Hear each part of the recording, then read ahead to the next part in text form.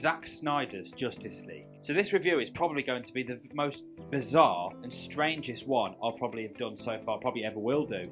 And that's obviously because the film is actually a director's cut based on a film that's already come out, which of course is Justice League. For those who don't know about the context of what happened during the film's production at that time, was sadly the director Zack Snyder's daughter committed suicide, and there were complications in terms of commitment to the production and all of those things, so he had to withdraw and spend time with his family, in which another director took his place and released it, not under his name but under Snyder's name. So the new director took charge despite not getting credited for it, and that film had a mixed reaction and it was a box office flop, let's just put it that way, and DC weren't sure about what direction to go in next. But due to the pressure from the fans, they kind of had the idea that maybe there was more footage of the original Justice League film that hadn't been released for the film. So they basically wanted more of Snyder's vision, because of course he had to leave the project for personal reasons. It's just about having to do, a number of different things to enhance that. So, they had to do the odd few reshoots, and they had to incorporate that and make a few character changes in the script and all of those different things. So that's where we are with this new director's cut, which has been known as Zack Snyder's Justice League, rather than just Justice League. So despite using the same production companies, DC Films and Warner Brothers, it was distributed by HBO Max, which is an absolutely huge deal considering their reputation with fantasy franchises nowadays. And I kind of thought to myself while thinking about it that it would be interesting to see what they bring forth with this director's cut, because the theatrical version wasn't a success and it was only running for at least 2 hours, which for a superhero of that scale is absolutely ludicrous. Because this one is a whole lot longer, I think it's something that people would kind of relay back to and think, oh, okay, fill a few gaps, maybe it will solve a few puzzles that weren't really involved or included at all in the theatrical version. It seemed only sensible that Snyder stepped aside from the theatrical film because of his circumstances, but unfortunately, as I mentioned, the film wasn't a success and the fans were desperate to see what his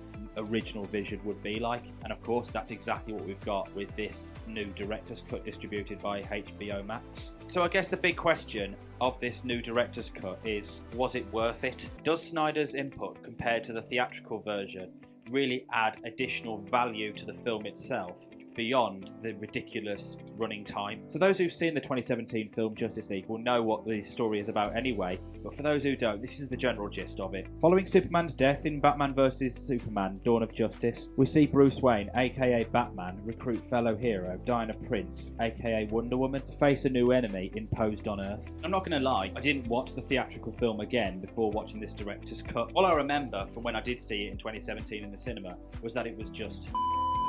That being said, I knew they were doing this cut for a reason. I just felt I wanted to go into this with an open mind because I just wanted to experience it properly again. Or maybe even just erase it from my mind, so I'll be able to just remember this director's cut rather than the theatrical one instead. Now when you think about it, it would have made sense for it to be a mini-series, and in some way it felt like it because it was split into different sections. But I think it is important to acknowledge that just because a film is 4 hours long, it automatically doesn't mean that it's epic or just fantastic. I mean, historically that has been the case for many films, but I knew that there was going to be something a little bit different than the film we saw. Does a 242-minute long film automatically make a film better than the average 2-hour film?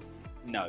But does it allow more opportunity and room to enhance story scale and character development?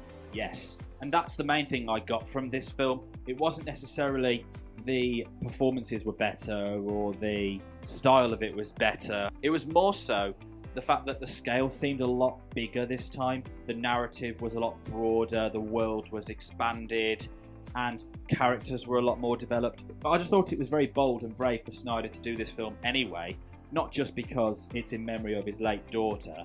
I just think that it was very much a personal project for him, that he felt like he needed to just do it to get it off his chest and to put his own style, and he could easily recognise that from some of the visuals that he utilised in it. But in this one, he really incorporated the use of slow and fast motion effects That's almost like a visual trademark of his, and it really worked in the film because it really applied to a lot of the characters, especially characters like the Flash and Wonder Woman, and also Superman as well. I actually think, really, that the DCEU is becoming more Zack Snyder's series rather than DC's, hence the title Zack Snyder's Justice League.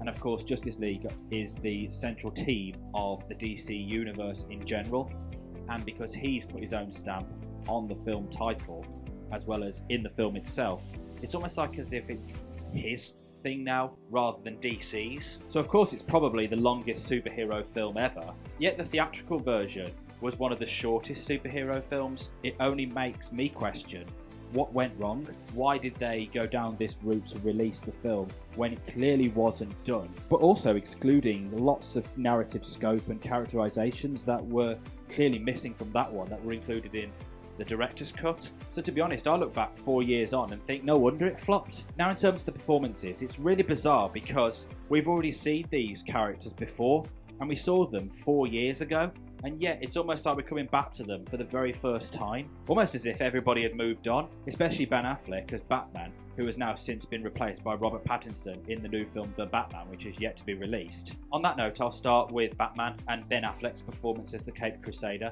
and to be honest, I think he's absolutely brilliant. I mean, Batman's one of my favourite superheroes anyway. What I think Affleck brings to the table is that you often have this separation in terms of performance between an actor who delivers a great performance as the human character, but sometimes even better as the superhero, or vice versa. We have had Batman actors in the past who have probably delivered a better performance in terms of the human side, in this case being Bruce Wayne. Affleck really captures the grittier side of Batman, because let's face it, when you compare Batman with all the other heroes in the Justice League, Wonder Woman, Superman, Aquaman, The Flash and Cyborg, he's pretty much powerless compared to all of them. And I just feel that Affleck really brought out this badass kind of feel that made Batman equally as powerful as the other five. And Henry Cavill, this might be a controversial opinion, but I think he's been the best Superman probably ever. And that's not necessarily because of how well he performs or how charming he is, how good looking he is or whatever. I think it's more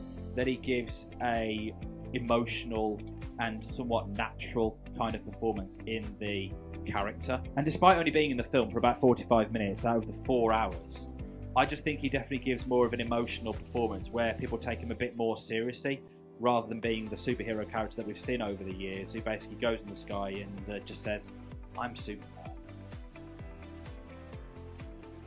And has a bit too much of an ego, and I really thought he captured it very, very well. In terms of characters, what I did appreciate the most was there was a lot more screen time on part of Ezra Miller as the Flash and Ray Fisher as Cyborg. Their characters were a lot more developed, and surprisingly, they played a huge, huge part in this film, probably more than Batman and Superman did put together. And it was quite nice, yet extremely bizarre to see other actors come back, you know, Amy Adams and Gal Gadot and Jason Momoa, J.K. Simmons, and among other characters. But overall, Zack Snyder's Justice League was a improvement from the theatrical film, and that wasn't just because we got more footage, but I think it was just better because they enhanced things a little bit higher because of the story development, and the characters were developed a little bit more as well, not just the main ones like Superman and Batman and Lois, but the supporting ones too. It just broadened the scale of it a whole lot more, and that's why overall I did actually enjoy this. But still, it's a real shame that it does have a massive cloud over it, despite the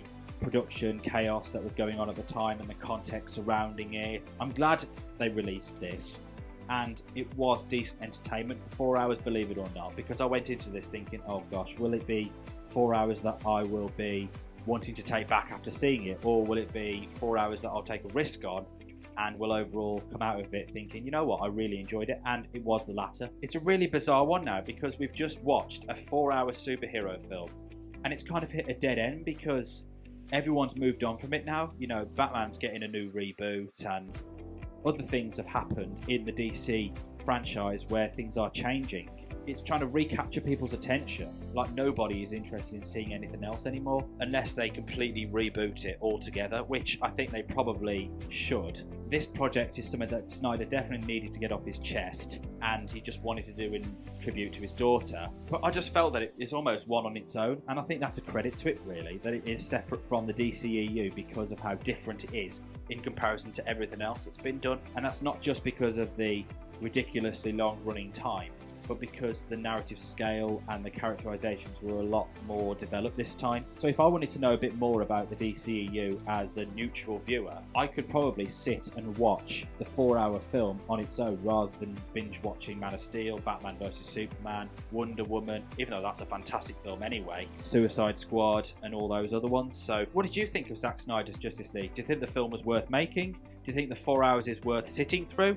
Or did you think it was pretty pointless? Let me know in the comments below, and as always, if you did go on to enjoy this video, please hit that like button and subscribe for more, and have a notification bell tick for every single time I upload a video, and I'll catch you in the next one. Take care, everybody.